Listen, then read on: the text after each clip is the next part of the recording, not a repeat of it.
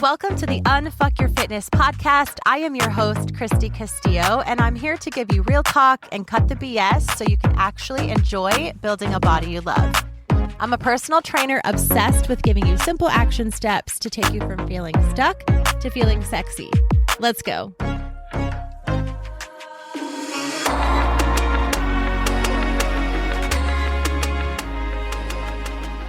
Hey guys, what's up? Welcome to today's episode. I'm super excited. I have an amazing guest with me today. Her name is Mundy. Caitlin is a NASM-certified personal trainer and macro coach who helps moms of over 35 get in the best shape of their life without giving up anything they love. We love that. I will tag her in the show notes and put a little bit more of her information in the show notes as well so you can give her a follow. Caitlin and I have chatted a few times and have so many similarities in the way that we began our own journeys with obsessive thinking, restrictive behaviors, that all or nothing mindset, which I know so many of my followers and so many people in general, I think, deal with. And now we're both in a much better and healthier place ourselves. And we also have so many similarities in the way that we coach our clients. So I'm really excited to get started chatting. So welcome to the show, Caitlin. Thank you so much for having me. I'm excited to be here. I'm so excited. I know that my clients are going to get so much out of just us bouncing back and forth and just talking about our own journeys, because so many of my clients and my listeners, of course, my peeps, have a very similar journey to my own. I mean, you can probably relate since you have listened to the podcast for a few years yourself. But I always am getting messages like, that's so relatable. You're so relatable. The way that you coach is, all of that stuff. So I think, and you are like that as well. Since I've been following you and watching your own social media and your own life, you're the exact same way. So I'm super excited about this. So to get started, why don't you please tell us a little bit about your own journey? Yeah, sure. So I'll try to give you a less of a long-winded version, but I think there's value. So, I mean, I'll start by saying that I do think it is a little bit wild that I today am an online coach when so much of my life, I feel I have struggled with my weight. I did not see this being, a career or anything, that I would even be involved with when I look back on my middle school years, my high school years. So I started out a typical, I would say, overweight athlete. When I think back, I was always sort of like the heaviest one on my sports teams and in my group of friends. So I took on this sort of identity of, okay, this is just who I am. This is just who I'm supposed to be. I sort of identified as like the hefty catcher on the team. And I sort of like played this role of owning that, but then also constantly explored this other possibility that I did not think it would exist for me, of being healthier, being stronger, being more fit, being more athletic. And so for most of my high school and college career, I really did struggle, sort of with that identity piece. I got recruited and joined a Division II college program, which was pretty competitive at the time. And I remember getting my physical there, where, you get your weight, right? Which I avoided the scale literally. I think just from my freshman year of high school to my freshman year of college, I avoided the scale, Wow. right? I remember stepping on the scale and it being the same weight as like the heaviest girl on the team, who had a very different body type as me, of course. But that was the moment where I opened my eyes and said, oh my gosh, I was shocked by the number. And I said, if I continue going down this road, I'm at a crossroads where I'm going to have a much different life than the life I actually want, so if I don't make changes here. So I would have labeled myself very typical emotional eater, binge eater. I had all of those tendencies. But it was at that point I really started to dabble in this crash dieting yo-yo cycle. So that began my freshman year of college. I happened to leave that program, transferred to a different school. I stopped playing softball completely. So I was sort of struggling with my identity finally transferred to a school, started playing softball again, just for the fun of it. It was at that point I found a part-time job working at a gym. And again, I was still, crash dieting a lot of the time, really trying to figure myself out. And I remember I was working at the front desk with the personal trainer who was sort of there all the time. There was like one trainer in the gym. He was always there. And sort of just watching his habits really inspired me. It wasn't anything that he had like preached or talked about or anything other than literally the way he carried himself, the way he showed up, the foods that he ate, the books he read. I just sort of got curious and started watching, right? Yeah, that's awesome. At this point, I'm sort of in disbelief that like people actually live healthy, fulfilled lives. I just thought people diet, people lose weight, people gain weight. Like that's just what people do. And that's sort of what I did, right? Like I constantly struggled with that 20 to 30 pounds. Like it was all or nothing. So I started just modeling some of his habits. I could start to see my own transformation kind of take place. And it was at that point I decided to get certified in personal training. Never really thought that I would use it. I sort of just did it for my own benefit and thought, okay, if this becomes like a backup option, if I never get a real job, then great. Because I like most trainers, I thought this would be really cool. There's no way to actually make money. Yeah, so there's no way I could do it. Always like had this, okay, here's the plan A, here's the plan B. Personal training was like plan C. Fast forward, I meet my husband. We have our 3 children. I have, a career that I'm working sort of flexibly in my life. And it was in 2020, I was introduced to Kelly Roach by a mutual friend. She is a business coach. And at that time, she had hired me to be her personal trainer and work with her team as sort of like their consultant. So in that relationship, I sort of got business coaching from that team as an exchange. And that's where I really started to look at this as more of a full-time income opportunity. And I was able to launch my online business, coaching women.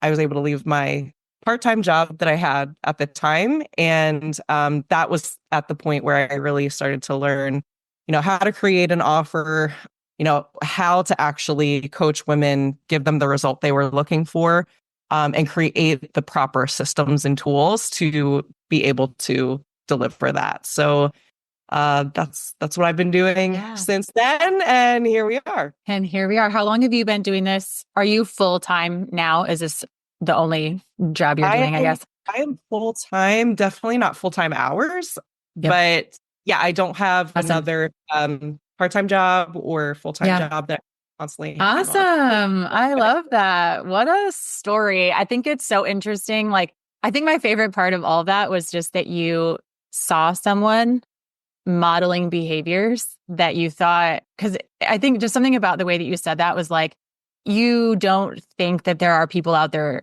living a happy, fulfilled, healthy life. And I agree completely. If I wasn't in the position that I'm in right now, and I think maybe this is true for some of your clients, they don't know how to make it happen. Like they don't have anyone to witness doing the things. What am I supposed to do? We don't have someone that models those behaviors. And, you started to realize that you noticed that about him. But if a lot of people, if you're not paying attention, you wouldn't even notice that. I think, you know what I mean? There are things that it's just like, we don't even pay attention to. So that was interesting. Yeah, I think, and it's interesting too, at least for me, it sort of didn't believe that it was possible to even feel good. So if you never really experience feeling good, if you never actually experience like eating foods that nourish your body for the sake of just nourishment. Yeah, absolutely. Not really seeking pleasure. I think that was a big aha moment for me was like, well, not everything that I put into my body should just be, for the dopamine hit to an emotional, like a temporary emotional discomfort, right? Like, what if I could nourish my body, feel really good, and also enjoy fun foods when the occasion calls for that. And like Yeah. how could that look and how could that feel? So like just getting curious about it is sort of like for me that was step one. Like, is this even possible? Can I feel good? It seems like it is possible because other people are doing it. How Yeah. could that for me? And how could my life change as a result of doing things more intentional, but for different reasons? Like, what if Yeah. I'm doing this for a totally different reason other than weight loss? Weight loss. Yeah. Absolutely. And I think, yeah, that's so interesting. I was reading something the other day about, actually was a post I created too. I kind of put it all together in my head. It's one of those things, as a coach, you kind of like see something and then you see it through your own point of view and then you see it through your client's point of view. And it's like, how do I put that out there? But it's like, we all want to lose weight. That's like why we start our journeys. I think is like, I want to lose weight. But really what you want is to feel better and to be more confident and to have, to understand foods. Like we want all these other things, but when you have someone come to you, I'm sure they're like, I want to lose weight. One of their goals is to, but yeah, you don't think about all the other things that come along with that. Like, oh, if I ate this food with the intention of it nourishing my body and being able to think better, sleep better, live better, and also lose weight, as kind of a side effect of those things, that is a completely different way of looking at things. And also that's the same as far as workouts as well. What if yes, you need to enjoy what you're doing, but what if I thought of my workouts as lifting, as training sessions, as to change my body, as to build muscle, to be stronger, to be healthier, all of those kind of things. And then, yes, I will look amazing too in my clothes, kind of a thing. So, but I do think it's important to have someone to model that behavior. And I think you weren't necessarily looking for that, whereas our clients come to us because we model that behavior. So that's kind of interesting as well. And that's really cool. Like you were in that place, you witnessed that, kind of took on, that new life for yourself. And now you're doing that for other people. It's kind of, as someone in our position, it's interesting, but it can be a mind fuck Sometimes I sometimes. wake up and I'm like, this is crazy that I even like get to do this, considering like I failed so many times. Where I came from. Your Yeah. own journey without like a real mentorship can just honestly take a lot more time, right? And I Yes. sort of was in a position where I was okay with it because women can be so okay, like I have to lose X amount of pounds by X date, and it already feels like high pressure. Like even Yeah. like Oh, saying yeah. it just feels, like it's coming from a place of pressure. Or if I fail, what does that mean? Like the stakes always are very high. And I think that's one major barrier is like to be able to remove that and almost just throw out strict timelines, throw them out the window completely, and allow yourself to really learn and be okay. So many people are like, well, this is a lifestyle, this is a journey. But if it actually is that, you wouldn't come into this with such like high pressure, high stake. It would be like coming Yeah. from a place of curiosity and compassion and, feeling like a sense of wholeness. If I set goals from a place of wholeness, like I know I'm already good, but let's see if I can lift this weight across, 4 weeks, 6 weeks, however long it takes. It doesn't even matter how long it takes. But let's just see, like that to Yeah. me already feels more fun. That to me already feels like, okay, this is going to be a fun goal that if I hit, great. If I don't, also great, because I'm going to challenge myself in the process and see how I show up. And that's exciting. Yeah. Yeah. So much less pressure. And like, it's not that you don't have a goal. You do have a goal and you have a target and you have a plan in place and you're taking action, but it's not so tight. You're not going to feel like a failure necessarily if you don't hit that certain thing because you're going to get so many things along the way. I've had like pull-ups for me or something that I just suck at. And I shouldn't say that because I will get better at them, that mentality kind of thing. But there's something that I just really, really struggle with. And in the past, I've worked up to doing quite a few of them. And there are times that I'm like, okay, I should be able to do so many of these by now, but I can't. But at least I'm better than when I started. And at least I can, now do rows more. And it's like I've learned so much in the process of those things. Speaking of learning so many things, I think, yeah, if if people came into a fitness journey with that sense of wanting wholeness, it does create that curiosity. And it also leaves so much room for error. And that sounds bad, but Oh, it's not, that it sounds like a bad thing, I think, to someone who's like, I don't want to mess up in my journey. But the amount of things that I've learned by fucking it up, by failing at it, by falling on my face, that's how I've learned everything, I guess, in my fitness journey, because I didn't have a coach. exactly. So yeah, Yeah. I think I that's really also heard interesting. recently too, I think it was just like an Instagram meme or something floating around, something like, well, you hire the mentor because that person already made those mistakes. So like what you're hiring in that person is their experience through it all that Absolutely. you three times as long to go through it and you'll still end up making mistakes, Yeah. like different mistakes, you know what I mean? Yeah. Like It's you so don't have to true. make those ones. Yeah, it's so true. I have clients will ask me all the time, what do you think about this? Or I'm experiencing this.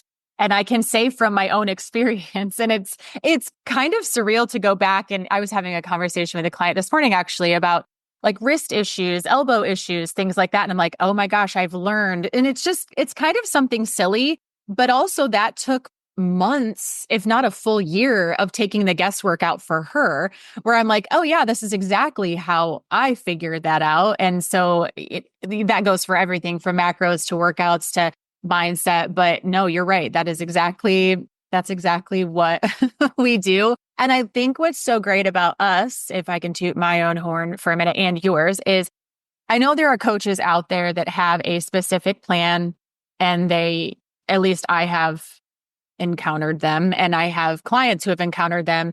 And I think we talked about this a little bit on our call the other day, but that have a specific plan and you have to do things a certain way and you have to, check in very religiously and, you have to be tracking every single thing and you have to be doing these exact workouts and it takes out the personalization of it and it makes it impossible. One thing I've learned for myself is it has to be for me. And another thing for my clients is like, I can take what I've learned throughout my journey, knowing that I tailored it exactly to what I need. That's not what my clients need. I can say, this is what I've learned and take their life and their past experiences with dieting and figure out a way to help them with that. Not necessarily say, this is exactly how I did it. This is the best way to do it.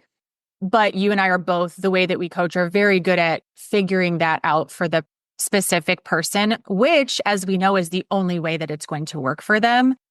So I think that's something that I've noticed about you, Yeah. I guess, is too. Yeah. Like, I that's so like that we share important. that style. It's very I think and can see from your own experience with coaching, you're gonna get the best out of your clients when you give them total autonomy. I mean, I think ultimately as humans, like, yes, I think we like the idea of being told what to do, like down to the Yes. exact step by step. Ultimately, though, like you are going to be so much better off when you're in the driver's seat, and it comes with asking the right questions and, being able to really coach with compassion and have sort of like a similar style that we have. But yes, you definitely run the risk of you wanting to just say, no, no, no, like, here's what you actually need to do Yeah. versus I'm going to ask some leading questions and Yep. allow the client to draw their own conclusion here, which is going to be much more impactful, give them a lot more confidence knowing they came up with it, and then they'll have a better execution as a result. But yeah, it can be tricky at times, and you want to just jump in and be like, no, this isn't even something that should require your focus. Like this is a Yes. big That deal. does Let's not matter. Yep. Yeah, but you're so right. And I've learned that as well. And it's not that me telling them would be necessarily a bad thing, but sometimes they're wanting something too soon. And I'm like, oh, we're not there yet. You need to figure out, this step first. And the more that they figure out on their own, the more they take ownership of that. And that's where that confidence comes from. And I think that's where people stop looking at shiny objects and stop wondering, I wonder if that diet will work for me. I wonder if I need that workout program, because you know exactly what works for you as the client because we've let you kind of walk through that. It's like we're obviously giving them the path and giving them all of the steps and the tools, but they are definitely making it their own. And that took me a really long fucking time. Long time for me as Same well. with you, probably. Yeah. And it takes my clients a little bit longer than it would if they were to go to a coach that's just like, here's your meal plan. Here's your grocery list for the next 12 weeks, and here's exactly what to do. And there's nothing essentially kind of wrong with the idea of that. But it's so much different when they find foods that work for them. And like you were saying earlier, kind of learning to eat foods and the food, if we can talk about nutrition for a second, learning to eat foods that nourish their body, that make them feel good, literally feel good. I have clients that are just increasing my protein this week. I've slept so much better. I feel so much better. I had no idea that just protein would help me to do that. And when you just throw a client a meal plan and increase their protein, they don't understand that, oh, it's the protein that helped me feel that way, or it's the extra carbs. And then along with that, having them just really experience this, just those kind of like poofs of the brain of like, oh, that's what's really helping me with that. And I love that part of just watching my clients figure that out and realize that they're in the driver's seat. They can find foods that they feel really good eating and also still fit in the foods that they love. Totally. I think, with macro tracking specifically, it could be so easy to take a tool like that and use it in, a super restrictive way that may not feel restrictive at first. It may be like, oh, this is new. This is exciting. Like, how can I implement this? And, a lot of times with my clients just starting, it's like, oh, wait, I realized I actually am just eating the same foods over and over again, or I actually am unknowingly just like leaving out a lot of my favorite foods out of fear that I might be over in my carbs or I might be over in my calories, that kind of thing. And it's up to us to then say, okay, let's get real, because this could be a tool that really provides a lot of flexibility. This could be a tool that really can change the game for you in terms of the way you're seeing food right now. This could be a tool that honestly, if you explore the other phases of it, doesn't even require you to be in a calorie deficit. Like that could be a tool that helps you also find food freedom, eventually pull away from tracking completely because you've developed the trust. Like there could be so many things if you choose to use it in those ways. If you're going to, a lot of times when I'm back and forth in the DMs and I ask the question, how long have you been tracking macros? If I give out like a free guide or whatever it is, and the answer is always, not always, but most of the time, on and off for X months or on and off for X years. And years, yep. Whereas the problem is immediately you're associating this one thing with dieting. Because if you weren't, then you wouldn't be on and off. Right. Macro tracking is definitely not synonymous with dieting or with fat loss. Most people just don't know that, right? So, it's always just interesting when I bring up these things. And it's like, hey, are we cutting? Are we maintaining? Are we reversing? Are we bulking?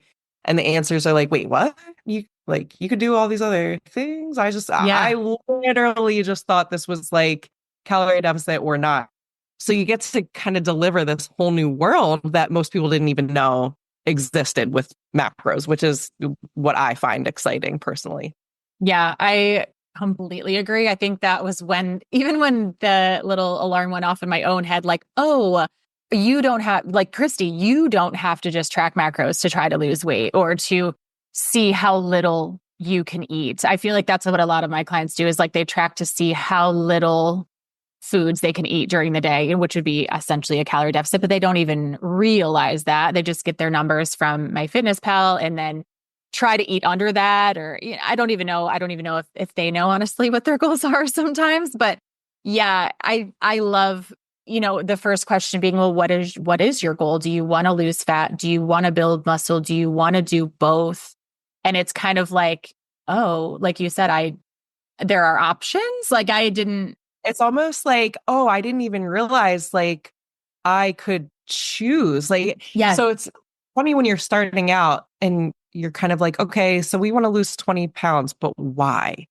Can you like, what is it that you think is on the other side of this? Is this a goal that you have for yourself, or is this like what you think you should be doing? Like, do we really want to build muscle? I think you might be happier, honestly, with like 10 pounds more Hmm. muscle mass on your body, which would be a totally different process. Like, we're not even talking about a calorie deficit, and that that Yeah. is what we truly want. And so, getting real specific as far as, okay, if this is the goal, and I think this is part of the reason why women don't fully commit, or they'll have this all or nothing mindset, is it's like, well, I feel like this should be my goal, like I should, but I can't really say why, or like where this goal is even coming from. Yeah, it's just probably years of programmed thinking that we need to be eating a certain way to even, maintain a specific physique. But it's like, why? Who Why?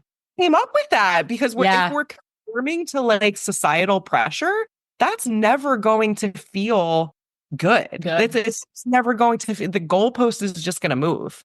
Yeah. You're never going to feel like you've made it or you've reached the goal. So like, yeah, getting very specific in terms of like what you actually even want. And if it's the 20-pound weight loss, great. I'll validate that. Absolutely. But it's gotta be from a real deep why, and not just like what you think, this could be really You nice, should.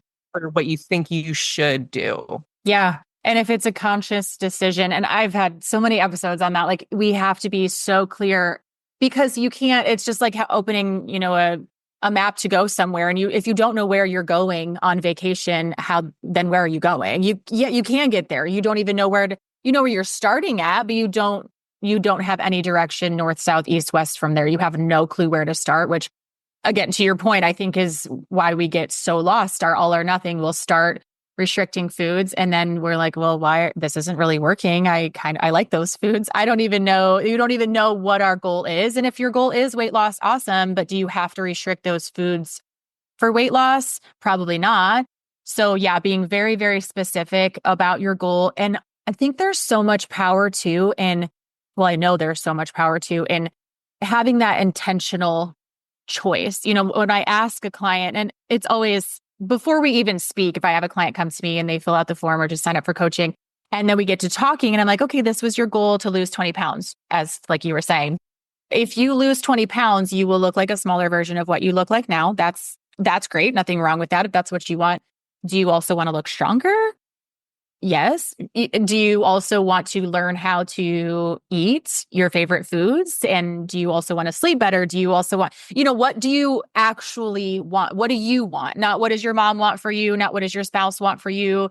Like, what do you fucking want for yourself? Once we walk through that, like once I walk through that with a client, that's so empowering for them. And for me, I just feel like I want to give them the biggest hug. Like, you just made the first decision for yourself. And for me, I was a grown ass woman, which is embarrassing to say, kind of, because we do conform to societal pressure. I was a fully grown ass woman before I made the first conscious decision about what I wanted my body to look and feel like, which is crazy. And then from there, I made the decision to go all in, and here I am. But I think and I'm sure it did with you too. You did the crash diets. And then one day you were like, this isn't it. This is not it. I want Oh, something else. oh, I know.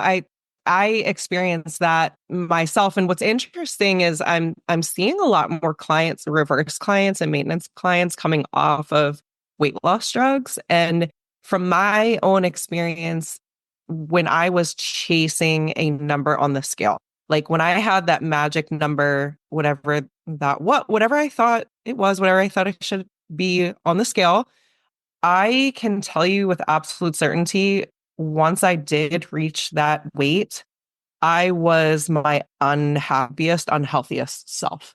And what's interesting is now I'm seeing clients coming off of Ozempic, Wegovy, with that same mentality, chasing the number, and they make it there, and it's just they're not happy with the results still, Yeah. because that's what happens when you're chasing a number and not a look, right? Yeah. And it's interesting when you do sort of change your relationship with the scale and you sort of redefine, like, I'll be perfectly honest, I'd probably be happier with like 5 to 10 pounds of muscle on my body currently. Like, I would love to see the scale 5 to 10 pounds up from what it is, but that's only because I've reframed the Yeah. meaning of scale weight, which has taken time, of course. But I will say this, if you are somebody who has this number in the back of your mind, I really would encourage you to get clear as to why.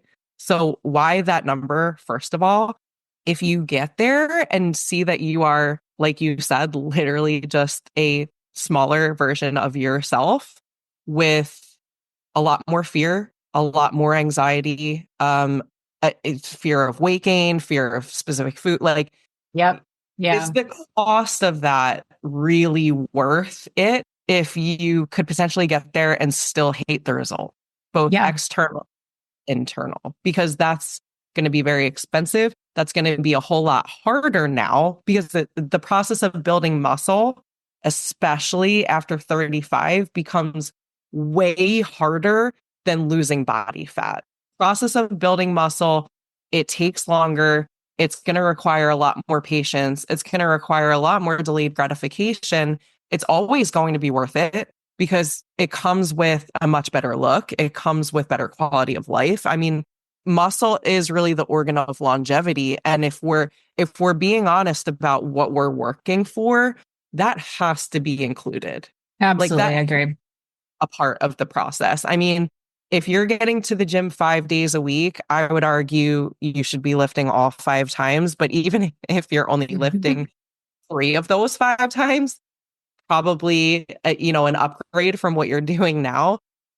You're gonna have a lot more confidence. You're gonna love the result, and it's probably you're gonna get to a point where you're realizing, okay, the last 5 to 10 pounds that was vanity weight, and it doesn't even matter. Like, I would much rather somebody get to that place Yes. and realize, yeah, the last 5 pounds doesn't actually mean anything Not a big anymore. deal. I'm Yeah. good where I'm at, rather than keep chasing, keep chasing, keep chasing. Now we've got this long road of muscle build. We've got a longer reverse. We've got a longer Yeah. maintenance. And not to say that it's not going to work or that can't be executed, but it's just going to be much, much harder. And you're going to get to Yeah. the point you're going to have to redefine these things anyway. So you may as well bring muscle building into the process and allow your body to really work. You can work with your body as opposed to working against your body. And it's going to feel much better if you're able to work with it. Yeah, 100%. I think when we think about working with our body, when I'll even say that to a client and they'll say like, what do I do when I feel like this? And I'm like, acknowledge that you feel like that and work with that. If you're starving one day, then we need to eat more. I think, and that's just such a foreign concept, which is so fucked up that listening to our bodies and doing something good for ourselves is something that we have to learn, but we do. Also, I know that a lot of my clients coming off of those weight loss supplements or drugs, it's a step backwards. And I mean, I know people get into it with the idea of losing weight only. I mean, from my clients' experience, and the things that they aren't told and don't realize is that their metabolism is slowed down, their muscle mass is gone. It's such a huge step backwards and you can't maintain that. What are you going to do afterwards? It's like a really bad crash diet. And then they have so much work to do. So much work to do. If we could list out all of the things that does damage for, and then all of the things you're going to have to do going forward.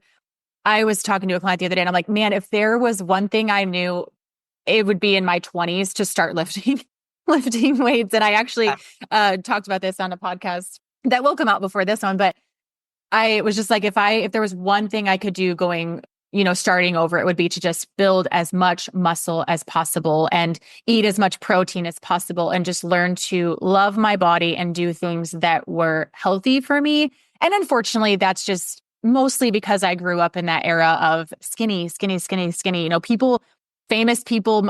Jessica Simpson was one of the people that I remember being like overweight in my time. And she was probably my size. I mean, she was not huge. And, just the magazines and the people that were out, at that time. And it was growing up in that culture of just being skinny, a certain size jean. I thought I looked really good in when I was in high school. And, it's just you get attached to those things instead of thinking, yeah, what do I want? What do I want to feel like? What's healthy for me? And it's just, again, making those conscious decisions. And macro tracking is a huge piece of that. I think to kind of circle back to where we started, like macro tracking is, yes, it's awareness of what you're feeding your body. You can use, it's a tool not only to lose weight, but to build muscle, to, gain weight if you need to. A lot of people have trouble gaining weight and learning to eat properly. And that's a tool to do that. It just takes the food and literally tells you what it's made out of, carbs, fats, and proteins. And it's not good. It's not bad. It's food. And the more you track, the more, in my opinion, and with my clients, the way that I think you and I both coach, it helps you to have a better relationship with food. It takes out the good and bad and really creates that confidence around it. Yeah, it's interesting when, you get to working with a client or a group of people and they start to look back at their logs. I coached averages. I don't know about you, but we look at weekly averages and really focus on a lot of data. And what's cool is to be able to take that data and say, wow, I was able to eat ice cream every single night this week and still see results. Or I was able to still eat, my kid's snack when I wanted it. And it actually fit into my macros. Like it didn't light up red when I plugged it into my Fitness Pal saying, you should not eat this. You are bad for eating this. Like that actually doesn't exist. And it can totally fit. Or, guess what? We're all human. We can be a little bit off here and there, and we can quickly redirect. So bringing it back to like a quantitative, like, yes, these were the numbers, but also what was the level of enjoyment that I had in this process? Because there's got to be a balance of the two. I mean, if there's just no enjoyability, you're going to have a much harder time, like really getting adhering to it. Yeah. You need to keep up with this stuff, because if you can find the balance of enjoyability, it's going to be a whole lot easier to stick to. Yeah. Right. Like long term. And that's what we all want. Like nobody wants to lose the 20 pounds just to gain it back. You want to lose the 20 pounds and then keep it off, but not in a way that feels restrictive or feels like fear. You want to keep it off in a way that feels comfortable. Like, I got this. I know that I can bring back the tool of macro tracking if I want to, but I also have the trust that I don't need to do it. Like I've been doing this for a long time. I don't got to weigh the food. Like I can eyeball things now. Like I'm good. That I feel is the ultimate end destination. I hope everybody I work with gets to is this point of like an ultimate trust feeling. Yeah, like absolutely. Trusted. I've failed many times. I've learned from failures, and I have the trust, and that's a feeling that can't be bought or manufactured in any way. Yeah, agreed. That's the one thing that I found with macro tracking is that it just gave me that absolute freedom. And if we're being honest and saying this is, this is a lifestyle, this is a journey, well, then, yeah, we do want to enjoy it. I don't want to hate the foods that I'm eating for the rest of my life. I do have a lot of people that will say like what I'm eating has bad ingredients or I'm eating processed foods and what I eat is my business and I don't care what anybody else thinks. But yeah, I'm not going to sacrifice foods every single day that I love. This is a lifelong journey and I feel good and there is an enjoyability factor. Like food, if again, to be honest, because I think that's a huge part of this is just like, if we're just being honest, a lot of this kind of irons itself out. But food is something when you're celebrating something, when there's a birthday, when there's a holiday, when there's food everywhere. And I mean, honestly, food is our fuel. So there needs to be food everywhere, but also there is food everywhere that it is a way to enjoy ourselves. And that is a huge part of our lives. I personally remember, I've said this in podcasts before, I did not want to be 60 years old. I remember that number in my head and it was a little further away than it is now, but I would be like, I don't want to be a 60-year-old woman carrying around my Beachbody containers and like eating off of this food list and fucking measuring everything. And yes, that was a tool. And for macros, if I have clients that want to weigh and then they want to go to measuring and then they want to go to eyeballing and then they just know, like, that's the way to go through it. But they have to get themselves through that. I can't weigh it for them. I can't track it for them. That's something that they have to do. But that's where that confidence comes from, and knowing, when my friends are doing some flashy diet, I'm like, good for you. I don't need any part of that. I know exactly what the fuck I'm doing over here. So yeah, I think being very intentional with the macro tracking. And again, if you do want it to be lifelong, it is, you do have to have some enjoyment. You are going to fall on your face. You are going to mess up. You are going to have bad days. You're going to have shitty workouts. And I think the part of that, knowing it's fine, that's fine. There's tomorrow. So reframing that piece specifically, like the failing is good. The failing is a part of it. And nobody actually like looks forward to failing. Right. I get that. I understand.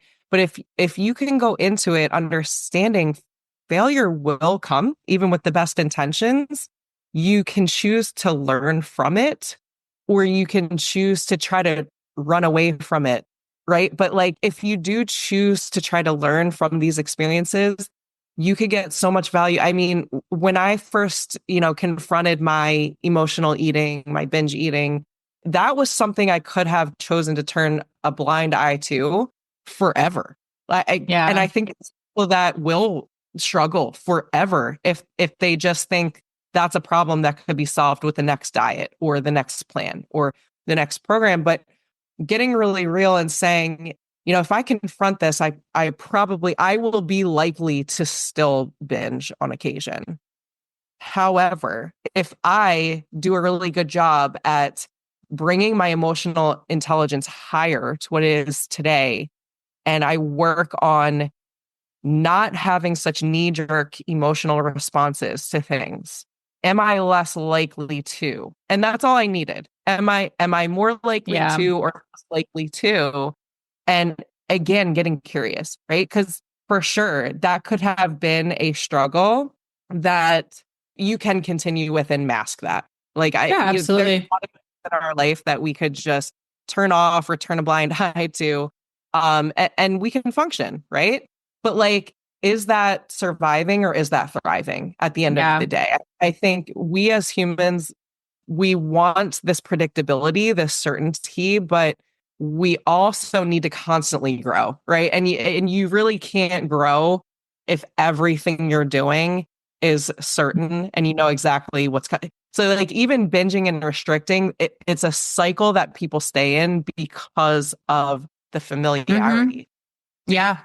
Yes, like changing and growing and evolving from that requires a leap of faith. That's a little scary. There's going to be some fear there, right? Yeah. But I think, do you want to level up, or is the fear of growing outweighing the fear of change, right? So like, or staying the same. And that's a hard question to ask yourself. But if you look in the mirror and really get honest, you will get much better answers, and you will much better action that feels in a lot more alignment than the action that you're taking because you're comfortable or you're feeling stuck. Yeah, agreed. I think that cycle, the cycle of suck, I like to call it, is just like but it is comfortable because if you've been in that all or nothing and you've been binging or restricting, that's exactly what you're used to. And clients will just say, I'm guilty of this too. I just said, I suck at pull-ups. It's that, it's that very firm thing of like, no, I just binge eat. I just can't stop eat. I love sweets. I start over every Monday. I fall off every weekend. It's like those types of things that are just, we keep saying and saying. It's because like, that's what you have done in the past. Is that what you want to keep doing? Do you believe that there is a different way? And I think that's obviously where we come in, showing that like, there is a different way. It's kind of muddy to get through it. It's a little helpful with the coach. I love that part. It's a hell of a lot easier. I'll see my clients be like, man, you really got the hang of that a hell of a lot faster than I did. That took me years to figure that out. It took you like 3 weeks. That's crazy. But yeah, I think it's so cool to watch and have that ability to just kind of teach people. And honestly, just to kind of end this. Unfortunately, I don't want to stop talking to you because we could talk I about all the know. things. But I think just going through that I've never looked back on my journey and thought like, oh, that was terrible. Or, I think, like you said, we only learn when we fail. If we're always predicting the future and it's always going to plan and we always know exactly what we're going to eat and it always goes perfectly and we never have to go out and to eat and leave our homes, then that's perfect, but that's not the case. And if we kind of can set ourselves up for, we're going to fall sometimes and it's not the end of the world. We're not going to gain 10 pounds of fat because we ate a piece of pizza, just kind of falling and then realizing it's not so bad, getting back up and then learning to trust ourselves. I'm always very grateful for what I went through in diet wise, just because now I get so much gratification teaching my clients and just knowing that it's making a huge difference because health and fitness does affect your entire life. And, that's something that I think is probably super important to know as well when you're coming into something. But the hard experiences at the end of the day, as difficult as they are typically the things that shape us, right? So like I can think of all of the turmoil I was going through in college, feeling depressed, constantly binging, crash dieting, transferring schools, like trying to find all of the things like my identity. Through all of all of that stress, I was still able to, have an athletic career that I was proud of. I was able to meet my husband because I transferred to a different school. None of that would have happened. I had to go through all of that. And for a lot of us too, if we really think about the hard things that we've been through, there has been something on the other side of that has absolutely been so much greater than we could have even predicted or planned. So yeah, it really is. It's the hard experiences that we really don't want to go through in the moment that end up being so rewarding. Totally worth it. Yeah. And I think tracking is so important because you can go back and show your clients like, you've had your ups and downs, you're trending downward where you're on the right path. I think a lot of times if we don't track and we don't have that information, then you just think you're constantly maybe still in that cycle and it's, hard to get out of, but having that information at hand is really helpful too, to see your progress and count all of your wins. So, well, that was such a good conversation. Thank you for coming on. Thank you so much for having me. I loved this. This was fun. Yeah, it was so good to hear your story and about your journey. So I really, really appreciate it. Again, I will tag Caitlin in the show notes so you can go check her out, follow her on Instagram and say hi, tell her that you found her here on the podcast. I appreciate it. Thanks for listening to today's show. Go ahead and leave a rating and a review. And of course, follow the podcast so you don't miss out on any future episodes. And I would love it so much if you came to connect with me over on Instagram at Christy Castillo Fit. I will see you next time.